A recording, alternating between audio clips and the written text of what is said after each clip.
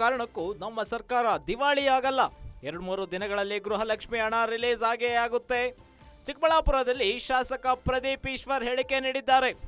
ನಮ್ಮ Siddaramaiah 16ನೇ budget ಮಂಡಿಸುತ್ತಿದ್ದಾರೆ. Budget ಗಾತ್ರ 4 ಲಕ್ಷ ಕೋಟಿಗೂ ಹೆಚ್ಚಿಗೆ ಇದೆ.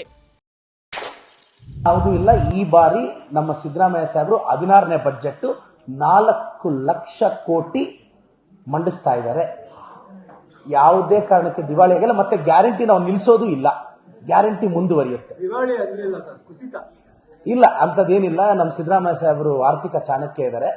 ಅವ್ರು ಖಂಡಿತವಾಗೂ ಈಗ ರೆವಿನ್ಯೂ ಎಲ್ಲ ಜಾಸ್ತಿ ಆಗ್ತಿದೆ ಸರ್. ಎಲೆಕ್ಷನ್ ಕೊಡ್ತೀನಿ, 2-3 ತಿಂಗಳಿಂದ ಬ್ಯಾಲೆನ್ಸ್ ಇರೋ ಹಣನ ಕ್ಲಿಯರ್ ಮಾಡ್ತೀವಿ ಅಂತ ಮುಖ್ಯಮಂತ್ರಿಗಳು ನಿನ್ನೆ ಹೇಳಿದ್ದಾರೆ.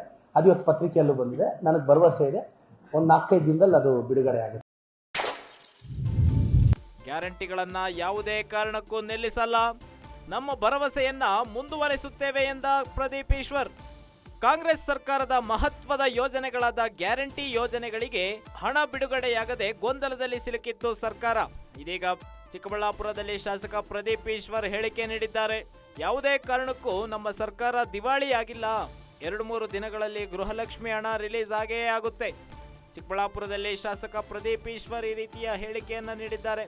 ನಮ್ಮ ಸಿದ್ದರಾಮಯ್ಯ 16ನೇ ಬಜೆಟ್ ಮಂಡಿಸುತ್ತಿದ್ದಾರೆ. ಬಜೆಟ್ ಗಾತ್ರ 4 ಲಕ್ಷ ಕೋಟಿಗೂ ಹೆಚ್ಚಿಗೆ ಇದೆ. ಗ್ಯಾರಂಟಿಗಳನ್ನ ಯಾವುದೇ ಕಾರಣಕ್ಕೂ ನಿಲ್ಲಿಸಲ್ಲ ಅಂತೇಳಿ ಪ್ರದೀಪ್ ಈಶ್ವರ್ ಹೇಳ್ತಾ ಇದ್ದಾರೆ. ನಮ್ಮ ಭರವಸೆಯನ್ನ ನಾವು ಮುಂದುವರೆಸುತ್ತೇವೆ.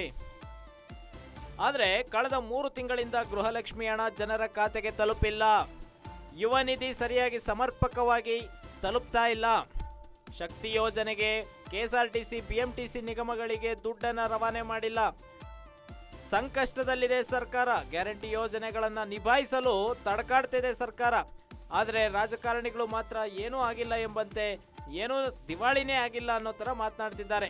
ಯಾವುದೇ ಕಾರಣಕ್ಕೂ ನಮ್ಮ ಸರ್ಕಾರ ದಿವಾಳಿ ಆಗಲ್ಲ. 2-3 ದಿನಗಳಲ್ಲಿ ಗೃಹಲಕ್ಷ್ಮಿ ಹಣ ರಿಲೀಸ್ ಆಗೇ ಆಗುತ್ತೆ ಅಂತ ಇದೀಗ ಪ್ರದೀಪ್ ಈಶ್ವರ್ ಹೇಳಿಕೆಯನ್ನು ನೀಡಿದ್ದಾರೆ.